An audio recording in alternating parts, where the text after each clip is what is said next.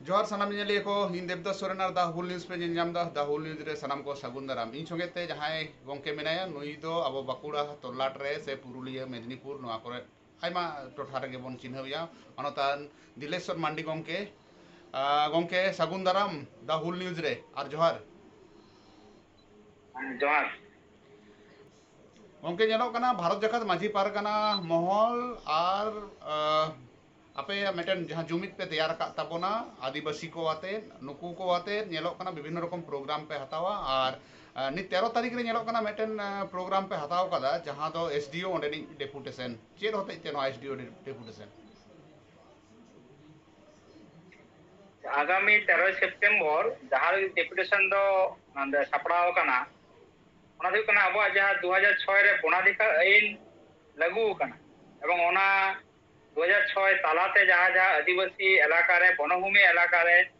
बीरबुरु इलाका जहाँ ग्राम सभा रे जहाँ पावर ना कथा मेना जाते ठीक ठाक भावे इम्प्लीमेंट हुयुक मा एवं नोडे अब दीर्घदिन धरे बन आंदोलन अगुइदा एवं आंदोलन चाप तेगे हो खतरा सब डिविजन रे आले व्यक्तिगत स्तर ते व्यक्तिगत भाव से विभिन्न आदिवासी इलाका रे 2006 वनाधिकार आईन अनुसारे ग्राम सभा गठन होई कना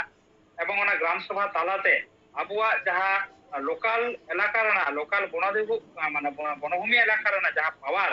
ना पार अडिटा के किंतु अबुरन हर को आदिवासी को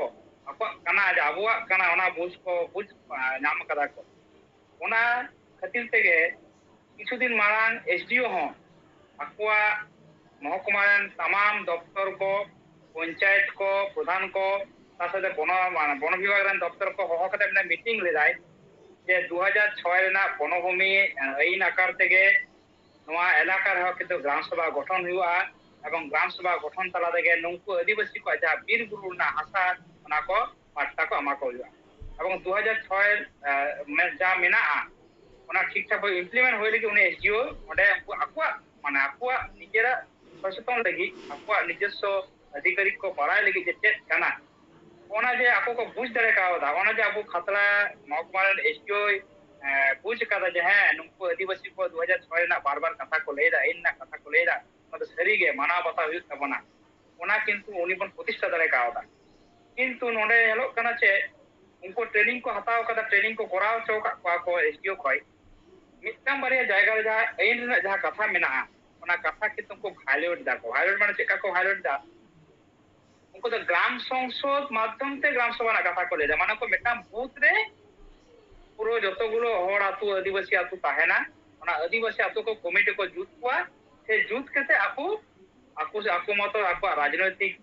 पावर आकु प्रशासनिक पावर उदुक केते आदिवासी को आकु को कंट्रोल ना को चेष्टा उनको असल जे ओरिजिनल जे आईन जा मेना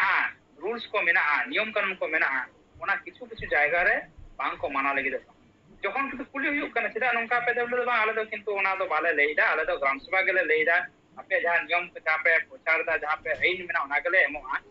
किंतु बो क्रम रे ओना किछु किछु जायगा रे ओना बांग को कमी चोय ओना लगित के हिजुक कान दाराय कान जा 13 सितंबर हिजुक कना आले ओना ले कुलिया आम खतरा महकुमा जहां ट्रेनिंग एम माको कना सरकारी भावते 2006 ना वनाधिकार आईन माफिक के जहाँ जहाँ रूल्स मेना जहाँ जहाँ ओंडेना प्रोविजन मेना तो किंतु इम्प्लीमेंट तमा एवं नेलोक कना नोआ इलाका रेगे बीट जखन बा फरेस्टर जखन को बुझदा जे नोआ खतरा महकुमा रे तो 2006 आईन ना प्रतिष्ठा लाभक कना माना आदिवासी को आको हक आयदा अधिकार को बुझदा उनको किंतु किछु किछु जायगा रे आको इलाका ते ओना उनको भालो ना आईन ना भालो ना को चेष्टायदा ओना खातिर के हिजुक कान दाराय कान 13 सितंबर वाले गणतंत्र दिवस ले एम का ताला आरो किछु बेतम बारे लोकल इशू मेना मिटन ले लेगे जो को अब जतो का मारांग समस्या संरक्षण ना खतरा सब डिविजन रे के नेलोक काना विभिन्न सरकारी दफ्तर रे चुक्ति भित्तिक जहां कर्मी को नियोग कोआ ओंडे संरक्षण नीति किंतु ठीक ठाक बांग को लागुईदा से रोस्टर बांग को मेंटेन दा जहाँ जहाँ रे ना संरक्षण नीति अनुसार रूल्स अनुसार वैकेंसी दरकार वैकेंसी बांग को उडुदा एसटी को आले नोडे उनको डेपुटेशन रे अमाया एवं किछु दिन लहा गे ना ऑब्जेक्शन कंप्लेंट करा होइले ना आईसीडीएस जहाँ कर्मी को नियोग ᱚᱱᱟᱨᱮ ᱧᱮᱞᱚᱜ ᱠᱟᱱᱟ ᱴᱳᱴᱟᱞᱤ চুক্তি ভিত্তিক না জন্য যারা কর্মী কো নিয়োগ করা এজ পার গভর্নমেন্ট অর্ডার অনুযায়ী ভ্যাকেন্সি কো উডুক দা কিন্তু কোনো সংরক্ষণ নীতি বাং কো মানাও দা ᱱᱚᱣᱟ ᱨᱮᱱᱟᱜ ᱢᱤᱫᱴᱟᱝ ᱟᱵᱚ ᱩᱱᱦᱤᱞᱳᱜ ᱫᱟᱹᱵᱤ ᱢᱮᱱᱟᱜᱼᱟ ᱟᱵᱚ ᱛᱟᱢᱟᱢ ᱱᱚᱰᱮᱨᱮᱱ ᱟᱹᱫᱤᱵᱟᱹᱥᱤ ᱠᱚᱣᱟᱜ বিশেষ করে বনাধিকার আইন প্রতিষ্ঠা এবং ওনা লোকাল কিছু কিছু যা সমস্যা মেনাগᱼᱟ ওনা আর খাতড়া এসডিও রেন আরো কিছু সমস্যা যে খাতড়া এসডিও বারবার আবু আদিবাসী কোনো হক আইদার কথা সমস্যা না কথা লেই চালা লেখা গে উনি কিন্তু আবুই অ্যাভয়েড বনা আদিবাসী কো অ্যাভয়েড বলে দা বাং ইন দো নোয়া না কথা বাñ আᱸᱡᱚᱢᱟ ᱤᱧ ᱫᱚ ᱠᱳᱱᱳ ᱵᱷᱤᱰᱤᱭᱳ ᱵᱟᱹᱧ ᱞᱟᱹᱭ ᱫᱟᱲᱮᱭᱟᱠᱚᱣᱟ ᱱᱚᱣᱟ ᱱᱩᱠᱩ ᱠᱚ ᱠᱚᱨᱟᱣᱢᱟ ᱤᱧᱟᱹᱜ ᱠᱷᱚᱢᱚᱛᱟ ᱵᱟᱹᱱᱩᱜᱼᱟ ᱵᱷᱤᱰᱤᱭᱳ ᱤᱧ ᱴᱷᱮᱱ ᱩᱜᱩ ᱨᱮᱱᱟᱜ ᱱᱤᱨᱫᱮᱥ ᱮᱢ ᱨᱮᱱᱟᱜ ᱚᱱᱟ ᱠᱚ ᱠᱤᱪᱷᱩ ᱠᱤᱪᱷᱩ ᱥᱚᱢᱚᱥᱥᱟ ᱛᱮᱭᱟᱨ ᱟᱠᱟᱱᱟ ᱟᱞᱮ ᱞᱮ ᱪᱟᱹᱭᱚᱜ ᱠᱟᱱᱟ ᱠᱷᱟᱛᱲᱟ ᱥᱟᱵ ᱰᱤᱵᱷᱤᱥᱚᱱ ᱛᱟᱢᱟᱢ ᱟᱹᱫᱤᱵᱟᱹᱥᱤ ᱥᱟᱶᱛᱮ ᱟᱨᱚ ᱡᱟᱦᱟᱸ ᱟᱥᱮ ᱯᱟᱥᱮ ᱨᱮᱱ ᱡᱟᱦᱟᱸ ᱟᱹᱫᱤᱵᱟᱹᱥᱤ ᱠᱚ ᱢᱮᱱᱟᱜ ᱠᱚᱣᱟ ᱩᱱ ᱦᱤᱞᱳᱜ ᱱᱚᱣᱟ বিশাল আকারতে গণডেপুটেশন ᱞᱮ ᱮᱢᱟ ᱟᱪᱪᱷᱟ ᱟᱪᱪᱷᱟ ᱢᱟᱱᱮ ᱱᱚᱰᱮ ᱧᱮᱞᱚᱜ ᱠᱟᱱᱟ ᱡᱮ ᱴᱮᱠᱱᱤᱠᱮᱞ ᱟᱵᱚ ᱯᱷᱚᱞᱰ ᱨᱮ ᱜᱤᱰᱤ ᱠᱟᱛᱮᱫ ᱟᱵᱚ ᱠᱚ ᱵᱷᱩᱞᱟᱹᱣ ᱨᱮᱱᱟᱜ ᱠᱚ ᱪᱮᱥᱴᱟᱭᱮᱫᱟ ᱡᱟᱦᱟᱸ ᱫᱚ বনাধিকার আইন একদম একদম একদম একদম 2006 সাল ᱨᱮᱱᱟᱜ ᱡᱟᱦᱟᱸ মানে উনকু চিকাᱜ কানা হ্যাঁ এই যাহা মানে উনকু চিকাই ᱫᱟ উনকু ᱠᱚ মানে একদম সরাসরি ᱞᱟᱹᱭ ᱦᱚᱸ ᱵᱟᱝᱠᱚ ᱞᱟᱹᱭᱫᱟ ᱡᱮ ᱚᱱᱟ ᱟᱹᱭᱤᱱ ᱟᱞᱮ ᱫᱚ ᱵᱟᱞᱮ ᱢᱟᱱᱟᱣᱟ যখন উনকু সঙ্গে ডিবেট ᱦᱩᱭᱩᱜ ᱠᱟᱱᱟ ᱚᱱᱟ ᱟᱹᱭᱤᱱ ᱛᱟᱞᱟᱛᱮ ᱴᱷᱤᱠ ᱟᱪᱷᱮ ᱟᱢ ᱡᱚᱠᱷᱚᱱ ᱵᱟᱢ ᱢᱟᱱᱟᱣ ᱫᱟ ᱟᱢ ᱞᱟᱹᱭ ᱢᱮ ᱡᱮ ᱱᱚᱣᱟ ᱟᱹᱭᱤᱱ ᱵᱟᱝ ᱠᱟᱱᱟ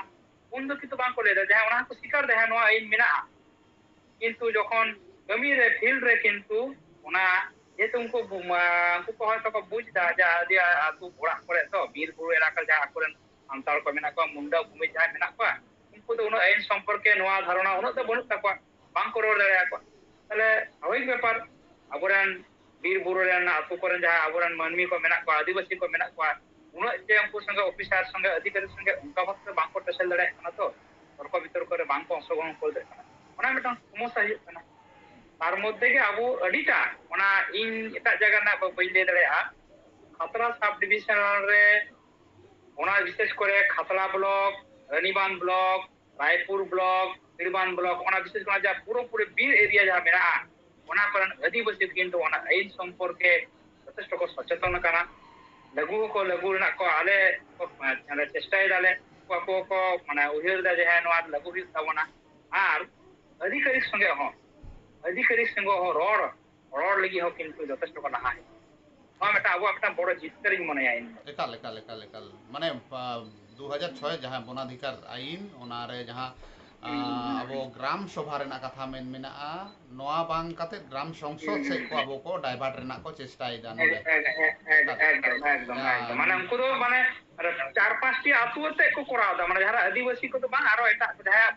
ᱚᱱᱟᱨᱮ কোনো রেস ᱵᱟᱹᱱᱩᱜ ᱛᱟᱠᱚᱣᱟ ᱩᱱᱠᱩ ᱚᱸᱰᱮ ᱵᱚᱞᱚ ᱠᱟᱛᱮ ᱡᱟᱛᱮ ᱩᱱᱠᱩ ᱟᱹᱫᱤᱵᱟᱹᱥᱤ ᱠᱚᱣᱟᱜ ᱢᱩᱞ রেস ᱟᱠᱚ ᱠᱚ ᱰᱟᱭᱵᱷᱟর্ট ᱚᱠᱟ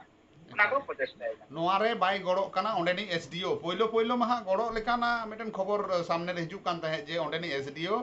ᱚᱱᱟ ᱫᱚ ᱵᱟᱫᱽᱫᱷᱚ ᱦᱩᱭᱮᱛᱮ ᱮᱴᱟᱜ ᱨᱮᱱ ᱢᱟ ᱟᱭᱢᱟ ᱡᱟᱭᱜᱟ ᱨᱮᱱ ᱜᱮ ᱵᱟᱝᱠᱚ ᱜᱚᱲᱚᱜᱼᱟ ᱢᱮᱱᱠᱷᱟᱱ ᱟᱯᱮ ᱚᱸᱰᱮ ᱡᱟᱦᱟᱸ ᱟᱹᱫᱤᱵᱟᱹᱥᱤ ᱮᱠᱚᱛᱟ ᱢᱚᱧᱪᱚ ᱯᱮ ᱛᱮᱭᱟᱨ ᱟᱠᱟᱫ ᱛᱟᱵᱚᱱᱟ ᱥᱮ ᱵᱷᱟᱨᱚᱛ ᱡᱟᱠᱟᱛ ᱢᱟᱹᱡᱷᱤ ᱯᱟᱨᱜᱟᱱᱟ ᱢᱚᱦᱚᱞ ᱱᱩᱠᱩ ᱠᱚ ᱩᱱᱤ ᱵᱟᱫᱽᱫᱷᱚ ᱦᱚᱪᱚ ᱞᱮᱫᱮᱭᱟᱯᱮ ᱡᱮ ᱱᱚᱣᱟ ᱠᱚ ᱠᱟᱹᱢᱤ ᱨᱮ ᱟᱡ ᱮ ᱜᱚᱲᱚᱜ ᱢᱟ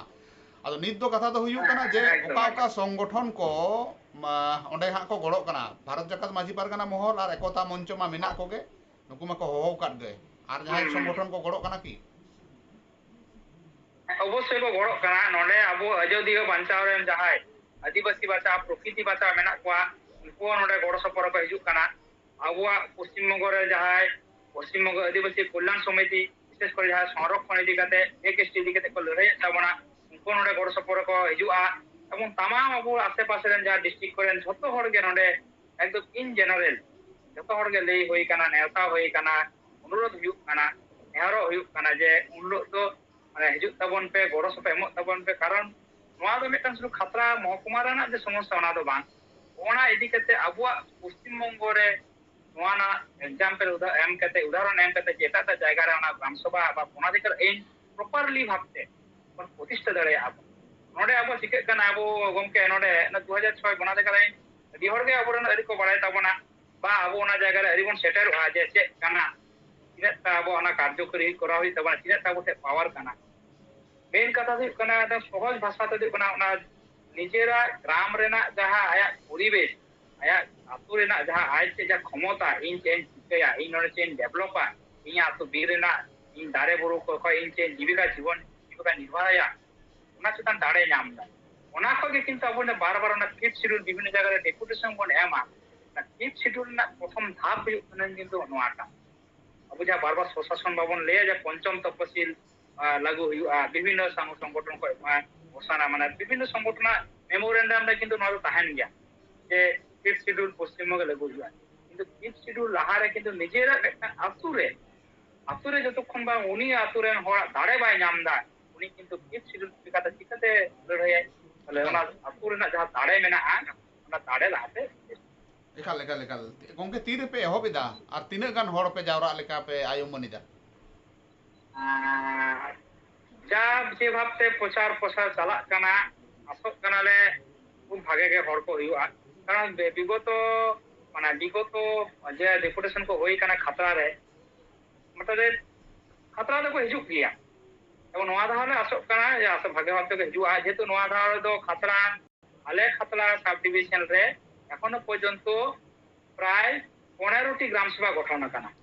এবং 15টি বিভিন্ন ব্লক তে খাতরা ব্লক ওরা মানে রানীবান ব্লক নির্বাণ ব্লক মিলাপার ব্লক তে তাহলে উনকু তো হিজুক কান গে সামাম আবার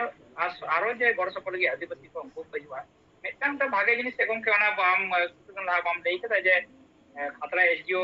না আইন মানাতে অবশ্যই বাধ্য কারণ নোয়া মিটাং ভাগে দিক কানা উনি হয়তো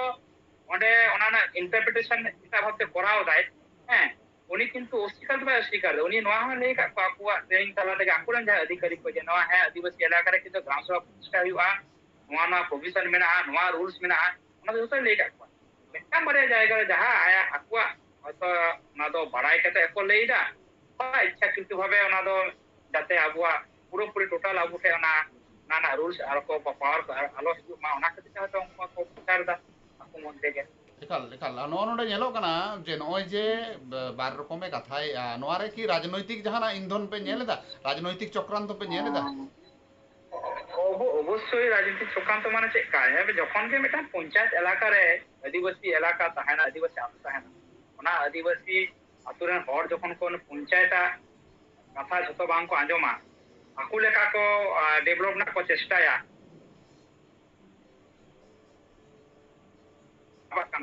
স্বাভাবিক ভাবে ওনা দো উনি কো চেষ্টাই গিয়া উনি হয়তো কো চাপে গিয়া যে আম দো চেদা নোয়া নংকাইদা am nongka ale ক্ষমতা দরকার হুইউआ উনকু অঙ্কা রাখাত কে বাঙ্গা বাঙ্কাই উনি যখন এসডিও মানে খাতলা এসডিও পরের দিন লোক যখন ওনা পেপার করে বন জেল করে যে গ্রাম সংশোধনের কথা লে প্রচার কানা পরের দিন লোক যখন ইন্টিমেশন এম চালাও হই কানা ডেপুটেশন লাগি আবন কো চালালে না আরো সংগঠন রেন উনকু সঙ্গে উন লোক কো কুলি কানা চেদা am নোয়া গ্রাম সংশোধনের কথা পেলে উনি তো বাইলে গ্রাম সংশোধনের কথা তো বাইলে ইন গ্রাম সভা গিন লেই কাদা গ্রাম সভা তালা থেকে নৌকা নৌকা করা হুইউआ হ্যাঁ নোয়া পাট্টা ñamoᱜᱼᱟ বা নৌকা বনভূমি না যা অধিকার ñamoᱜᱼᱟ কিন্তু যাহার হো ওনা উনলু আর 13 তারিখ রে আরো লে কুলি যা উনি হয়তো বাই বাড়ায়া উনি লে বাড়াই চয়া নোয়া নো আইন মেনাআ এবং মানাও তেলে বাধ্য চয়া কামি এহব কানা কামি ভাগে ভাবতে চালাক কানা খাতরা সাবডিভিশন রে পুনাধিকার আইন চালাতে আর সংরক্ষণ জাহানা কথা বেন লই কেদা নোয়া কাম মানে বড় সড় মেটাং চেন লিয়া মানে ষড়যন্ত্র চালাক কানা লোকাল স্তর রে সরকারি ভাবে নোটিফিকেশন উডুগক কানা ভ্যাকেন্সি উডুগক কানা যত কিছু যত না আমরা অল মেনা এসটিএসসি কিন্তু এসটিএসসি অল তালাতে হয় যাহা যা ক্রাইটেরিয়া যা মেনা আর যে সংরক্ষণ না ওনা ক্রাইটেরিয়া কিন্তু বাং কো করা যেমন একটা উদাহরণ নি এমদা আর সিডিএস না যা উডুক কানা ওনা রকো অল কাদা এসটিএসটি নামাকো কিন্তু এজ রেনা যা রিল্যাক্সেশন ওনা অল বন 25 বছর পর্যন্ত বয়স কো হল কথা 25 বছর পর্যন্ত যতকে অ্যাপ্লাইয়া কিন্তু যে আলাদা ভাবতে পার্টিকুলার যে এসটিএসটিয়া যা রিল্যাক্সেশন এজ রিল্যাক্সেশন ওনা বনুয়া ভ্যাকেন্সি যেহেতু আরসিডিএস না কানা ভ্যাকেন্সি চুক্তি ভিত্তি হুই রহ যাহারে ট্রাইবেল এরিয়া কানা যেহেতু পুরো খাতরা সাবডিভিশন রে বেশিরভাগ ট্রাইবেল এরিয়া কারণ ট্রাইবেল এরিয়া রে সিধা আমানা ভ্যাকেন্সি বাম দহয়া জনসংখ্যা অনুসারে তো নোয়া তো মানে সংরক্ষণ নিতে পুরো ভাইলেট হুই কানা এফার্ট হুই কানা সংরক্ষণ নোয়া কো এদিকে তেমন না দেখো নোয়া কো ইদি কাতে আপে পে রোডা মেনখান আর মেটেন কুকলি গংকে যাহা আবো গ্রাম সভা রেনা কথা বন রোড়েদা নোয়া মতো বীর এলাকা ইদি কাতে হ্যাঁ বাং আদো নোয়া রে ñeলᱚᱜ কানা বীর মন্ত্রী হো আবরেন কানাই মানে আবো সান্তাল কানাই আবরেন বাং কান রে আবো সান্তাল কানাই আদো ওনা দো ñeলᱚᱜ কানা বীর বাহা হাসদা নুয়া ভূমিকা ওকা লেকা পে ñeলেদা से नुई पे बड़ा हचो का दिया से बाम पे बड़ा हचो का दिया नोआ दो गमके एखोनो पर्यन्त तो भूमिका तो बान नाम कना इन फ्यूचर चिका पढ़ाई बनुआ যেমন আদিবাসী বাঁচা প্রকৃতি বাঁচাও যাহা আদিবাসী কোয়া বিশেষ করে অযোধ্যা বাঁচাওর যাহা লড়াই কো লড়াইদা সংগঠন उनको किंतु मिद धाव उनी अबुरेन जहाँ वीर मंत्री मेनाया उनी डेपुटेशन को अमादे थे दबी दबा को अमादे थे जे ओना को इदी कते आम रोड में ना को दिते कमी में ओना परे किंतु उनिया कोनो रकम नोआ इदी कते स्टेटमेंट बांग नाम এবং বিশেষ করে উনি যাহারেন কানা ঝাড়গ্রাম এলাকারেন ওনা তো পুরো টোটালি কিন্তু বীর এরিয়া ওনা দাঁড়ে যদি আকু को ᱧᱟᱢᱟ বা আয় গড় সপতে চালাআ তাহলে তো ওনা তো আয়রেন হড় को ᱧᱟᱢᱟ তাকুরেন আতুরেন হড় তো को ᱧᱟᱢᱟ হয় ইয়ে তো মনে কনা হয় ওনা আইন সম্পর্কে हमको অবতারে মেনা কোয়া বানকো বাড়ায়া বা বানকো বুঝ লাগিদো কানা এখনো পর্যন্ত কিন্তু আবুরেন করতে হয় কোনো মা বড় সপ বান ᱧᱟᱢ गड़ सपोहट बांग ᱧᱟᱢ काना गंके आर मेटन कुकली जहां दो हुयु कना हिजुकान 27 तारीख रे कोलकाता रे मेटन मारांग जमेलाई मेना सीआरआई ऑफिस रे घेराव अदो नोआ लियते चेल का पे सपड़ा कना चिदा बांगमा ओना मारांग रेगे नोना को प्रोग्राम मा हुयु कान অবশ্যই ওনা হমেটাং মারাং প্রোগ্রাম কানা ওনা হমেটাং মারাং মানে ডেপুটেশন কান তাবনা ওনা লিকি হনডে চর্চা চালাক কানা এবং মানে ভাগে কথা গমকে যে ওনা 13 তারিখ ইদি কতে যেমন কো মিটিং এদা और ওনা সাউতে মিট সাউতে কিন্তু ওনা 27 তারিখ ইদি কতে হকো চর্চা এদা যে উনো হলো বন চালাআ ওডে কই এবং ভাগে আলে খাতরা এলাকা করে ভাগে সারা সপ্তাহ সারা নামক কানা 27 তারিখ হ দমেল কান হড় को চালাআ अडी अडी सरहाव गंके सानाम सेट गे अब मे लुतुर लगा अब गड़ सपोहट मा बाबन ᱧᱟᱢে सरकार पास्टा से खना नेलो कना नुन दिन लहा रे 2006 साल रे नो आईन कार्यकर कना जहां दो ग्राम सभा रेना प्रोविजन जहां मिना नित पर्यंत अब भू स्तर रे से ग्रामीण स्तर रे नोआ को बांग इम्प्लीमेंट हुई के ओना होते लड़ाई लगा बना जहां दो सरकार पास्टा से खना नोआ ग्राम सभा गठन रेना कथा कना आपे पे लड़ाई तबना हुलनी पास्टा से खना अडी अडी सरहाव नोआ लड़ाई लेताड़ गे तहे होचो मा एनखान नित लिका दो जोहार गे।